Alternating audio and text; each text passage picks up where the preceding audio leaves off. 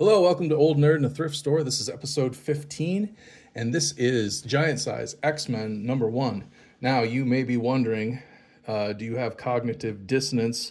Because Giant Size X-Men #1 is not what you see on the screen in front of you. No, this is Classic X-Men #1, which reprints Giant Size X-Men #1.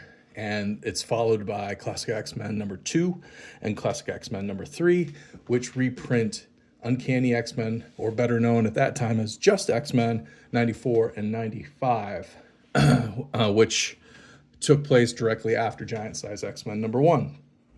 I do not have Giant Size X-Men #1 in my collection.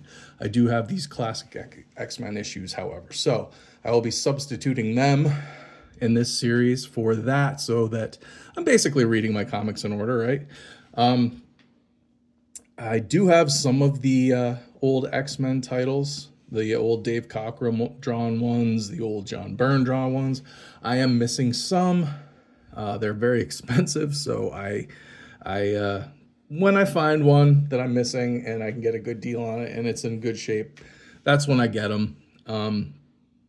But it's been decades that I've been working on the project of filling in those holes, and who knows if I'll ever get it done at this point.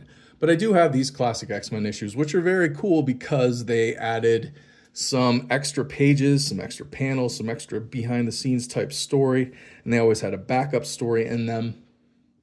So I'm going to be reading these. I don't want to take my old Uncanny X-Men out of their archival bags and boards because some of them are pretty ginger at this point, pretty close to falling apart. Some of them are, but some of them are in good shape, but I still don't want to take them out because they are valuable. So I'll be doing classic X-Men. My drink today, loaded tea, cherry limeade, and some sort of Sour Patch Kid makes it sour. I don't know. It's good. Gives me lots of energy, as you can probably tell. All right, let's get going. These classic X-Men issues I loved as a kid. They came out right when I was getting into X-Men. These came out in 1986, about 11 years after the new team, Giant Size X-Men, premiered back in 75. When was it? I think this came out in May of 75, Giant Size X-Men. And then a couple months later, like maybe July or something, X-Men #94 came out. And then I think 2 months later, X-Men 95 came out. And so these are reprints with new story added to them by Chris Claremont, who was the writer of the original series, of course. Probably everybody here knows that. But these classic X-Men issues I love because Arthur Adams did the covers for the first few years. And that's my favorite Wolverine right there. Is not necessarily the blue and yellow costume. I like the brown and tan costume is best, in my opinion. But Arthur Adams' version of Wolverine is my favorite, especially like the way he drew his claws, the way he drew his mask. I love it. I love Arthur Adams back during this time, everything. So he did the heads for the corner box. He drew the covers, and then he drew the frontispiece. And yeah, awesome stuff. I read these over and over and over again. These are the original issues I got back in 1986, and I kept them in pretty good shape, but you can tell they've been pretty well read. I read them constantly over and over again. Loved them. This starts off with new material. This starts off with some John Bolton drawn material, Chris Claremont written, of course. The first 4 pages, and then it goes into the original, the reprint, the Dave Cockrum artwork. Len Wein and Chris Claremont, I think, wrote this together, or was it just Len Wein? I think, okay, so maybe this was just Len Wein. Len Wein wrote the original Giant Size X-Men #1. Great stuff. Introduction of all the new team because the old original team has been captured by the island of Krakoa. Cyclops is the only one to escape. Professor X, he's been making a list of mutants to take the place of the X-Men should there ever be a crisis like this. So this issue is basically him gathering the new team. We start with Nightcrawler in Germany. He's being hunted by an angry mob that wants to kill him. Professor Xavier steps in, gives him an offer to join the team. Same with Wolverine up in Canada. They call him in this the Agent Cipher-Coded Weapon X, Wolverine. I think that's the only time I've ever heard it referred to that way, but whatever. And see, I don't like the way Dave Cockrum drew Wolverine's claws, these big round things, like actual animal claw would look, I guess. But I like, see that? I don't like that. I don't like that. Flat on the back like that. It's like, how does that cut through stuff? It's flat. Storm, she's in Africa, and Professor X goes to Africa and gets her. Oh, and so a few episodes ago, I read the earliest comics in my collection were Captain America, like 169 through 175, and Banshee was a guest star. Well, actually, Professor X, Cyclops, and Marvel Girl also were in it, but Banshee was kind of the villain in one issue, kind of. And he was down in Tennessee, and that's kind of funny because this is, I don't know, a few months later or whatever, and maybe a year later, and that's where Professor X finds Cyclops is down in Tennessee. He's at the Grand Ole Opry because he likes country music. Who else do we get? We get Sunfire. That's a great drawing of Sunfire. Then we get Colossus, Peter Rasputin over in Siberia on the farm collective he grew up on. He saves his sister, Illyana, who will later become Magic of the New Mutants. Professor X gives him the spiel, and he decides to leave and join. John Proudstar, an Apache Indian in Arizona. Professor X gets him to join. And that's pretty much all from the original Giant Size X-Men that's in here. Then we have John Bolton and Chris Claremont new material, which basically gives a quick rundown of they go to Krakoa, they save the original X-Men, defeat the island. Man, John Bolton's such a great artist. If you can ever find the Marvel Epic series that was written by Chris Claremont and drawn by John Bolton, what's it called? The Black Dragon, I think? 6-issue miniseries. Wow, that's fantastic. Fantastic artwork and a great read. But yeah, the X-Men are settling in, the new X-Men, and they're not mixing well with the original X-Men. Iceman's ticked. He doesn't want these new people there, so he throws a temper tantrum and leaves. But Banshee and Nightcrawler and Colossus are all enjoying themselves. Yeah, Iceman's so ticked off that he freezes Warpath. Or is his name Thunderbird? What the heck is his name? John Proudstar. His brother takes over for him later. This is great. This Wolverine and Jean Grey this is how their relationship begins. Wolverine kind of forces himself on her. I mean, not in a bad way, but bad enough. And this is a cool bit here where Storm meets with Angel and they kind of flirt a little bit, but that's interrupted because Angel's eagle eye vision spots Wolverine down there with Jean Grey, so he flies down and chucks him off. And they're about to fight, but it gets stopped by Marvel Girl and Storm. Great, fantastic artwork. These two like each other, but know that it's never going to work out, basically. And Jean Grey says that she tells Professor X she's probably got to leave because she loves Scott, but she has some kind of feelings starting for Wolverine. So she's got to go. She's got to leave the team. And on the inside back cover of these classic X-Men, they reprinted the cover of the original issue. So there's Giant Size X-Men #1's cover. And on the back, you have a John Bolton piece for the second backup story. And that's the way classic X-Men did it. So that was Giant Size X-Men #1. And then after that, you have classic X-Men #2, which reprints X-Men 94. So this is the first issue in about 25-ish issues that wasn't a reprint. X-Men stopped around issue number 70, and that, well, it didn't stop, it kept coming out, but they just reprinted older issues for like 2 years. And finally figured out, the bullpen, Marvel bullpen finally figured out how to get the X-Men revived, and this is the way they did it. So Giant Size X-Men kicked it off, and then issue 94, they started doing original content again, and it's with the new team. So that's what this issue is. Another great Art Adams cover. Another great Art Adams frontispiece of the team. And we go right into, see, and the table of contents always tells you where the new material is. Like Chris Claremont's the writer. Len Wein was the plotter for a few pages.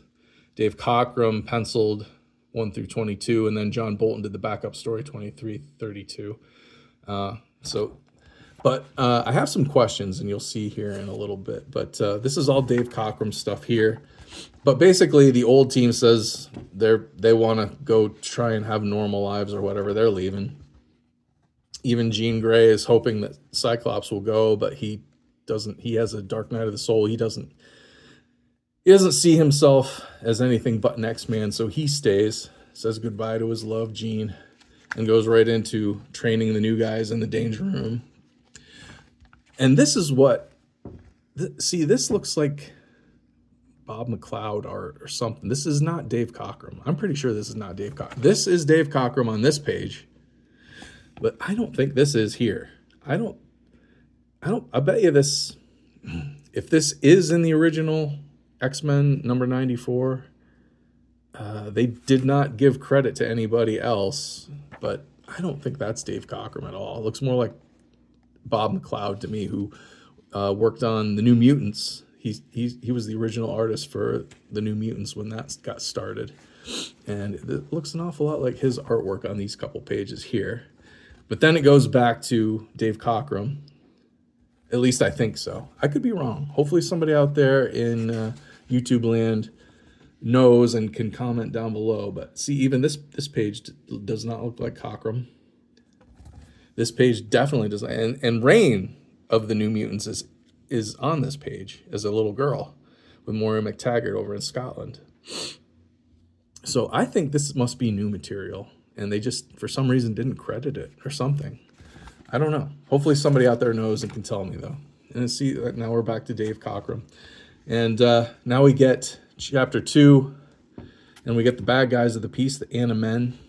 They are Count Nefaria's group, and they take over this military installation in the Colorado Rockies, Valhalla Base, I think it's called. And it controls all of America's nuclear weapons. So Count Nefaria is taking it over, and he's going to hold the world hostage and make everybody pay him $1 million. I don't know.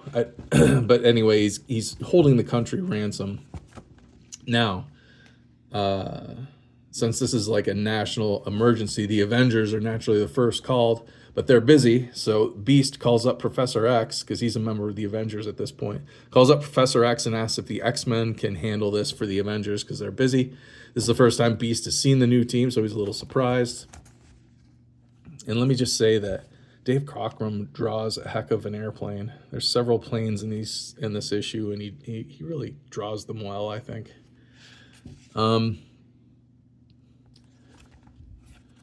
So the X-Men are flying in. Count Nefaria sees them coming, launches some missiles at them, basically shoots them down, and has some kind of antimatter weapon or something he uses, which dissolves the ship around them, and now they're cliffhanger, they're falling from the sky. That's a great cliffhanger for issue 94. And now we go into the backup story, the John Bolton drawn, Chris Claremont written backup story. All these backup stories did kind of like fill in some information and details about back then that after 11 years, Chris Claremont writing the characters knows a little better. He can flesh out. So this is a cool little story of Storm and Marvel Girl going out, having a girls' day, and confronting some of their personal demons. Aurora, she's afraid of going down in the subway. She doesn't like confined spaces. Marvel Girl gets overwhelmed by all the people coming out of the subway telepathically, can't shield out their thoughts, and they have a little skirmish because That's what happens in these. And then they make up at the end, and all's well. So, and here's the back cover by John Bolton. Fantastic stuff. Fantastic stuff. And to wrap up this little story arc, we have Classic X-Men number 3, the 25th anniversary cover, which, geez, I don't know. There was probably 25 Marvel Comics that month that had this decoration around the cover of their issues with one character in the front from the team or from whatever the book was. But this is Classic X-Men number 3, reprinting X-Men 95, War Hunt. Great Dave Cockrum cover. I didn't like Dave Cockrum so much back in the day, but I like him a lot now. Kind of the same way with Jack Kirby. I never really cared for Jack Kirby, but looking back now, I really dig it. Really dig their artwork. Fantastic. Arthur Adams, John Proudstar. Arthur Adams cover, of course. But here we've got Len Wein is working on this still a little bit. He's listed as, come on, focus. Okay, anyway, he's listed as co-plotter with Chris Claremont. So he's still working on this, but it's basically Chris Claremont taking care of this at this point. So we pick up where we left off last time. They're falling out of the sky. Count Nefaria and the Animen. He's a psychopath. One of his Animen asks him, "Hey, well, what if the countries don't pay a ransom? Nuclear war is going to end everything." He doesn't care. He'd blow up the world. He doesn't care. He's a great villain that way. But the X-Men figure out how to get down to the ground safely. The flying members can carry some of the non-flying members down. Colossus says, "I'll be okay," and he just basically torpedoes like a meteorite into the ground. Storm gets 2 people down. Banshee can get 1 person down, leaving Cyclops last. So he has to sweat it out, hoping somebody's going to come save him before he crashes into the ground, and Banshee does. And this was kind of neat. Banshee used his power as like a sonar, so he could look inside the mountain and find a safe place for Nightcrawler to teleport inside, because if Nightcrawler doesn't know where he's teleporting, he could teleport inside of a wall and kill himself. And Nightcrawler lets the team in. They have a series of skirmishes on their way in.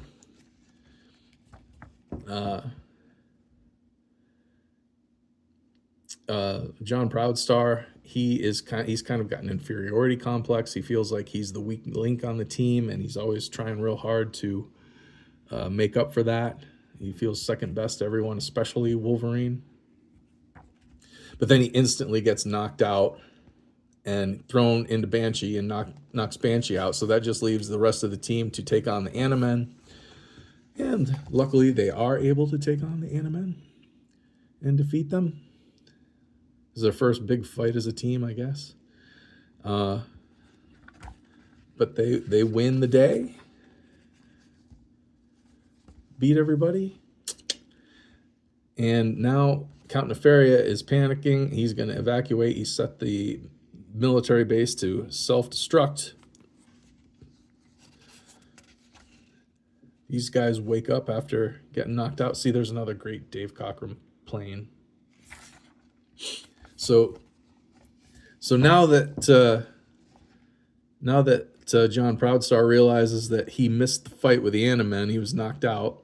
He really feels bad, so he's really got to prove himself. And Count Nefaria gets in the plane. He's going to escape, but John Proudstar's not going to let him. Jumps on the plane and basically goes on a suicide mission to stop him, because he's got that inferiority complex going on.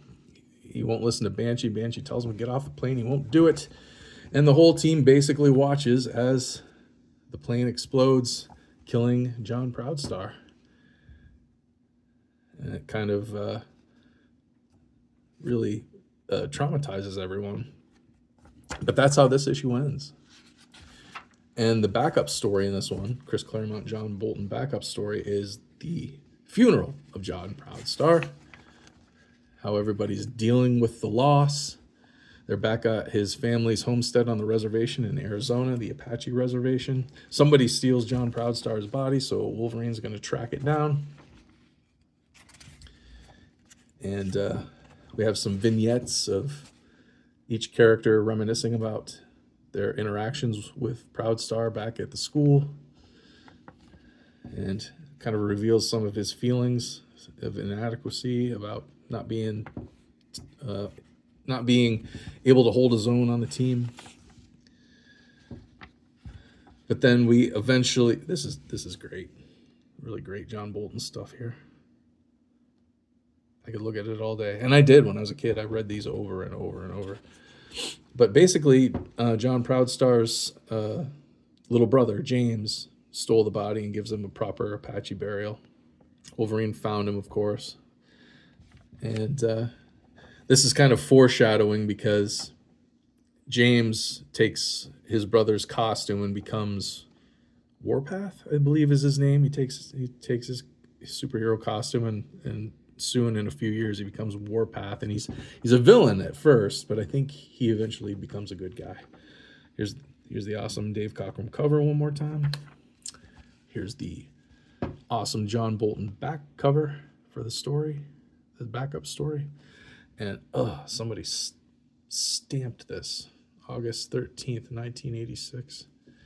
Stinking people back then. Anyway, so those are the end of 1975, basically, for the X-Men. The restarting of the X-Men with a new team, the classic lineup that everybody loves.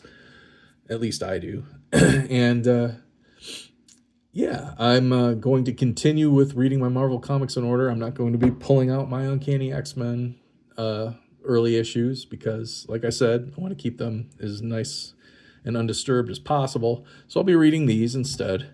And yeah, next up, geez, I think I've got some Marvel 2-in-1 maybe from back then that I've got to read. So we'll see. I'm not exactly sure what's next. I got a big chart now that it's really starting to get convoluted as to which titles I have and the date that they came out, and lining them up and figuring out how to make a video about them. So bear with me. It's going to be a process. It's going to take a while, so I hope you're enjoying it. Comment down below with anything you know about these stories, these issues, anything that I got wrong in this little presentation talk. And like, share, and subscribe. Thanks for watching. I'll see you next time.